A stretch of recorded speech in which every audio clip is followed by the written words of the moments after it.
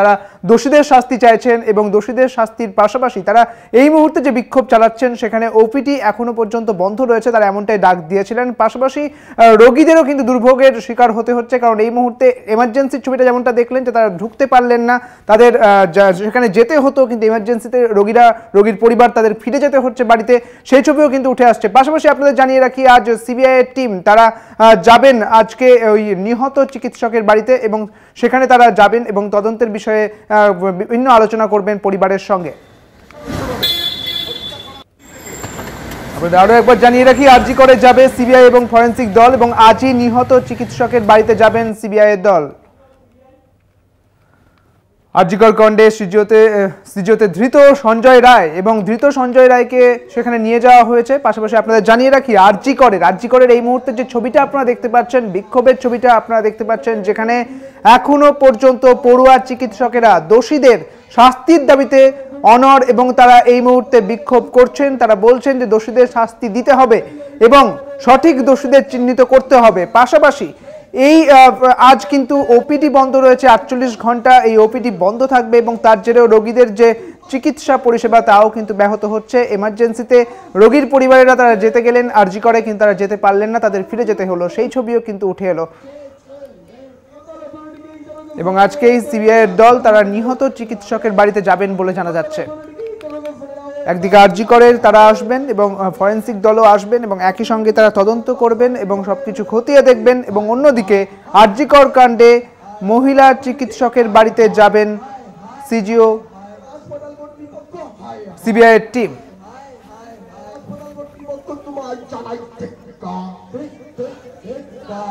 ঘটনার পরে লঞ্চ করা হলো না, হাসপাতাল কর্তৃপক্ষ তোমায় জানাই আপনারা তিন জায়গার ছবিটা দেখতে পাচ্ছেন। কলকাতায় সিবিআই এর টিম, যারা গতকালই দিল্লিতে যে টিম গঠন হয়েছিল এবং পরে কলকাতার যে বিশেষ টিম তাদের সঙ্গে ভিডিও কনফারেন্স হয় এবং তারপরেই তারা কিন্তু এবার কলকাতায় এই ঘটনাকে কেন্দ্র করে যে তদন্ত, সেই তদন্তে তারা নেমে পড়েছেন। আপনারা জানেন যে গতকালই হাইকোর্টের পক্ষ থেকে এই অর্থাৎ মহিলা চিকিৎসক খুনের ঘটনাকে কেন্দ্র করে সিবিআই তদন্ত জারি করেছিল এবং আজ একেবারেই তৎপর সিবিআই।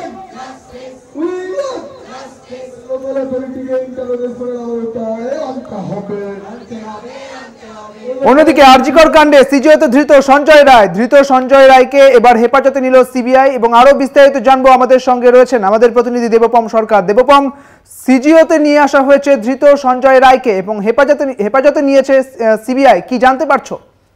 দেখো ঘড়ির কাটে দেখুন 10:32 আমরা দেখলাম যে সিজিও কমপ্লেক্সে সিবিআই দপ্তরে একটি কালো প্রিজন ভ্যান কলকাতা পুলিশ লেখা সেই গাড়ি কিন্তু প্রবেশ করলো এবং সেখান থেকে সঞ্জয় রায়কে কিন্তু হস্তান্তর করা হলো সিবিআই আধিকারিকদের হাতে।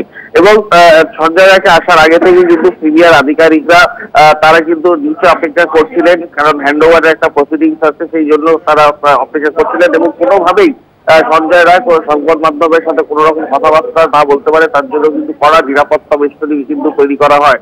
এবং 10:32 নাগাদ সঞ্জয় রায়কে আরজিকর যে কাণ্ডে ধৃত সঞ্জয় রায়কে কিন্তু সিবিআই এর হাতে কিন্তু হ্যান্ডওভার করে দেওয়া হলো। এবং এই মুহূর্তে তুমি জানো সঞ্জয় রায়কে এই যে তদন্ত আরজিকর তদন্ত মহিলা ডাক্তার খুনের যে ঘটনা তদন্ত সিবিআই এর হাতে হ্যান্ডওভার করি আজকে সকালবেলা কিন্তু সিবিআই একটি বিশেষ দল যার ভেতরে ফরেন্সিক বিশেষজ্ঞ ডাক্তার আছে এবং সেই দলের কিন্তু 7 প্রতিনিধি দল কিন্তু তারা কিন্তু কলকাতায় আসে এবং কলকাতায় এসে এয়ারপোর্ট থেকে তারা সোজা সল্ট লেকে সিজিও কমপ্লেক্সে আসে, সেখানে কিন্তু আধিকারিকদের সাথে কথা বলে তারা বেরিয়ে যান। তারপরেই আমরা দেখলাম 10:32 নাগাদ কিন্তু সঞ্জয় রায়কে কিন্তু মেডিকেল করিয়ে কিন্তু সিবিআই হাতে হ্যান্ডওভার করে দেওয়া হলো এবং সঙ্গে প্রচুর নথি যা কলকাতা পুলিশের কাছে ছিল সেই কলকাতা পুলিশের হাতে সেই নথি কিন্তু হ্যান্ডওভার করে দেওয়া হলো। এখন যেটা জানা যাচ্ছে সিবিআই সূত্রে যে আজকেই কিন্তু প্লেস অফ অকারেন্সে কিন্তু যেতে পারে সিবিআই আধিকারিকরা এবং পাশাপাশি লালবাজারও যেতে পারে এবং শীর্ষ কলকাতা পুলিশের শীর্ষ আধিকারিকদের সাথে কথা বলতে এবং যে পি অর্থাৎ প্লেস অফ অকারেন্স সেই প্লেস অফ অকারেন্সেও কিন্তু ভিজিট করতে পারে এই সিবিআই আধিকারিকরা। বেশ, অনেক ধন্যবাদ দেবপম, তোমাকে আমাদের সঙ্গে ছিলেন আমাদের প্রতিনিধি দেবপম সরকার। চিকিৎসক অর্থাৎ মহিলা চিকিৎসক খুনের ঘটনায় ধৃত সঞ্জয় রায়কে হস্তান্তর করা হয়েছে, আরজিকর কাণ্ডের সব নথিও হস্তান্তর করা হয়েছে কলকাতা পুলিশের পক্ষ থেকে সিবিআই এর হাতে। আপনারা জানেন গতকালই হাইকোর্ট নির্দেশ দেয় যে এই ঘটনায় সিবিআই তদন্তের নির্দেশ দেয় হাইকোর্ট এবং তারপরেই কিন্তু আরো বেশি করে তৎপর হয়ে যায় সিবিআই এবং গতকালই দিল্লিতে যে টিম গঠন করা হয়েছিল সিবিআই এর এবং পাশাপাশি কলকাতার টিমের সঙ্গে ভিডিও কনফারেন্স হয় এবং আজ সকাল থেকে আরো বেশি তৎপর দেখা যায় সিবিআই কে, কারণ সময় একেবারে বেঁধে দেওয়া হয়েছে এবং সেই সময়কে সামনে রেখে এই তৎপরতা চোখে পড়ছে এবং সিবিআই এর হাতে এই মুহূর্তে হস্তান্তর করা হয়েছে সঞ্জয় রায়কে, অর্থাৎ মহিলা চিকিৎসক খুনে ধৃত সঞ্জয় রায়কে সিবিআই এর হাতে হস্তান্তর করা হয়েছে।